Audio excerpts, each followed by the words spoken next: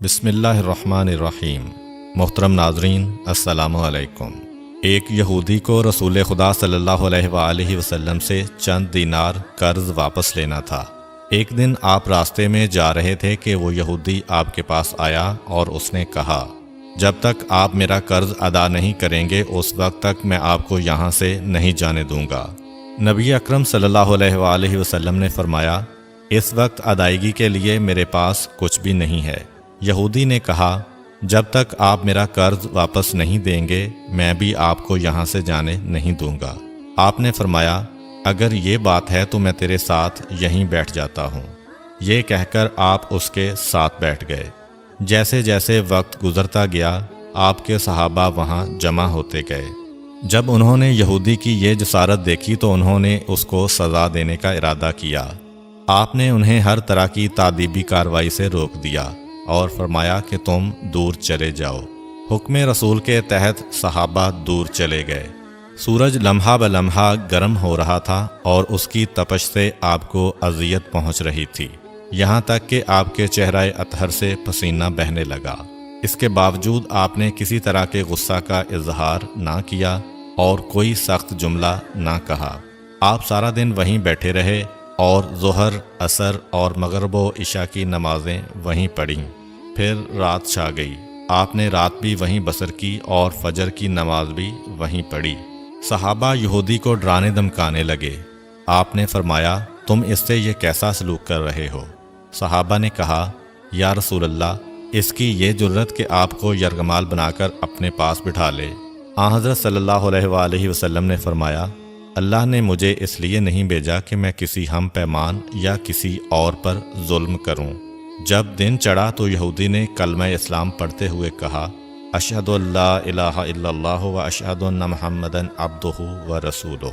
میں اپنی دولت کا ایک حصہ راہ خدا میں دیتا ہوں۔ میں نے آپ کو اس لیے نہیں روکا تھا کہ میں آپ کی توہین کروں۔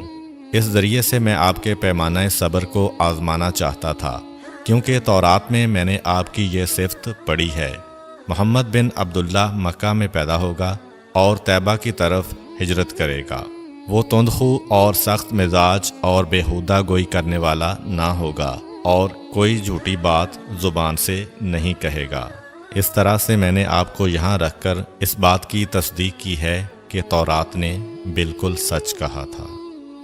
رسول اکرم صلی اللہ علیہ وآلہ وسلم مبعوث برسالت ہونے کے 3 سال بعد تک خفیہ طور پر دعوت اسلام دیتے رہے۔ اس کے بعد اللہ تعالیٰ نے آپ کو حکم دیا کہ آپ کھل کر اللہ کا پیغام پہنچائیں اور لوگوں کو خدا کی طرف دعوت دیں۔ ایام حج شروع ہوئے تو پورے جزیرۃ العرب سے لوگ مکہ کی طرف آنا شروع ہوئے۔ نبی اکرم صلی اللہ علیہ وآلہ وسلم کوہ صفا پر چڑھے اور آپ نے بلند آواز سے فرمایا، لوگو، میں اللہ کا رسول ہوں، تم اللہ رب العالمین پر ایمان لے آؤ۔ لوگ آپ کی طرف متوجہ ہوئے اور انہوں نے تعجب سے یہ اعلان سنا اور سب کی خواہش ہوئی کہ وہ اعلان کرنے والے کو دیکھیں۔ پھر آپ صفا سے اتر کر مروہ آئے اور وہاں پر بھی آپ نے 3 بار یہی اعلان کیا۔ جب ابو جہل نے آن حضرت صلی اللہ علیہ وآلہ وسلم کا یہ اعلان سنا تو اسے سخت غصہ آیا۔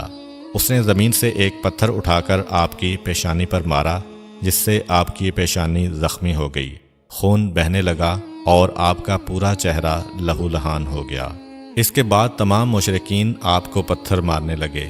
نبی اکرم صلی اللہ علیہ وآلہ وسلم مجبور ہو کر کوہ ابو قبیس پر چڑھ گئے اور ایک چٹان کے پیچھے جا کر چھپ گئے۔ مشرکین نے بھی آپ کا تعاقب کیا لیکن آپ انہیں کہیں دکھائی نہ دیے۔ ناکام و نامراد ہو کر انہیں واپس آنا پڑا۔ اسی اثناء میں ایک شخص نے حضرت علی علیہ السلام کو اس واقعہ کی اطلاع دی اور کہا کہ میرا خیال یہ ہے کہ محمد مارے جا چکے ہیں، نعوذ باللہ۔ یہ سن کر حضرت علی علیہ السلام کو شدید دکھ ہوا اور آپ ام المومنین حضرت خدیجہ الکبریٰ سلام اللہ علیہ کے پاس آئے اور ان سے کہا، میں نے سنا ہے کہ مشرکین نے رسول خدا صلی اللہ علیہ وآلہ وسلم پر سنگ باری کی ہے اور بعض لوگوں کا یہ گمان ہے کہ نبی اکرم شہید ہو گئے ہیں۔ آپ روٹی پانی اٹھائیں اور میرے ساتھ انہیں تلاش کرنے کے لیے چلیں، ممکن ہے ہمیں ان کا کہیں نشان مل جائے۔ آپ وادی پر نظر رکھیں اور میں پہاڑ کے دامن میں آپ صلی اللہ علیہ وآلہ وسلم کو تلاش کرتا ہوں۔ آپ روتے ہوئے آگے بڑھے اور آپ کہہ رہے تھے، یا رسول اللہ، ہمیں جواب دیں، آپ کہاں ہیں؟ میری روح آپ پر قربان، آپ کس وادی میں بھوکے پیاسے ہیں؟ آپ نے مجھے اپنے ساتھ کیوں نہ لیا تھا؟ حضرت خدیجہ رو رو کر فریاد کر رہی تھیں، کوئی ہے جو نبی مصطفیٰ کی مجھے خبر دے؟ کیا کسی نے انہیں دیکھا ہے جو مجھے ان کے متعلق بتلائے؟ اس وقت جبریل امین علیہ السلام رسول خدا صلی اللہ علیہ وآلہ وسلم پر نازل ہوئے۔ ان کے پیچھے ملائکہ کی بہت سی صفیں تھیں۔ انہوں نے آن حضرت صلی اللہ علیہ وآلہ وسلم سے کہا، خداوند جبار نے ہمیں آپ کے فرمان کی تعمیل کے لیے بھیجا ہے۔ اگر آپ چاہیں تو ہم اس قوم کو تباہ کر دیں گے اور ان کا دنیا میں کہیں نام و نشان تک دکھائی نہ دے گا۔ رحمت للعالمین نے فرمایا، میں نبی رحمت بنا کر بھیجا گیا ہوں، میں عذاب و انتقام کا حامی نہیں ہوں۔ پروردگار میری قوم کو معاف کر دے، وہ مجھے جانتے نہیں ہیں۔ جبریل امین علیہ السلام نے آن حضرت صلی اللہ علیہ وآلہ وسلم سے کہا، خدیجہ سلام اللہ علیہا آپ کو تلاش کر رہی ہیں۔ خدیجہ کے رونے نے آسمان کے فرشتوں کو رلا دیا ہے۔ آپ انہیں جواب دیں، خدا کی طرف سے اور ہماری طرف سے انہیں سلام پہنچائیں اور انہیں جنت کی بشارت دیں۔ نبی اکرم صلی اللہ علیہ وآلہ وسلم نے خدیجہ و علی کو صدا دی اور انہیں اپنے پاس بلایا۔ دونوں شخصیات آپ کی خدمت میں حاضر ہوئیں۔ انہوں نے آپ کی پیشانی پر پٹی باندھی اور گھر لے آئے۔ جب مشرکین کو معلوم ہوا کہ نبی اکرم صلی اللہ علیہ وآلہ وسلم اپنے گھر آ چکے ہیں تو انہوں نے گھر کا محاصرہ کر لیا اور سنگ باری شروع کر دی۔ حضرت علی علیہ السلام اور حضرت خدیجہ سلام اللہ علیہا آپ کا دفاع کرنے لگے۔ جب سنگ باری میں معمولی سا وقفہ ہوا تو حضرت خدیجہ گھر سے نکلیں اور انہوں نے چیخ کر کہا، فرزندان قریش، کیا تم سے حیا رخصت ہو گئی ہے؟ تم اپنے قبیلہ کی معزز اور محترم خاتون کے گھر پر سنگ باری کرنے لگے ہو۔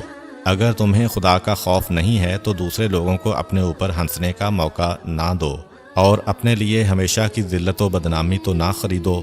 جب مشرکین نے حضرت خدیجہ سلام اللہ علیہا کی گفتگو سنی تو ندامت کے مارے ان کے سر جھک گئے اور وہ شرمندہ ہو کر اپنے گھروں کو چلے گئے۔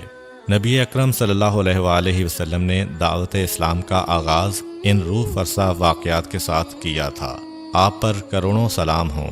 آپ نے لوگوں کو گمراہی و ضلالت سے بچانے کے لیے قدم قدم پر تکالیف اٹھائیں اور صدمے برداشت کیے۔ امید کرتا ہوں کہ آپ کو آج کی ویڈیو اچھی لگی ہوگی۔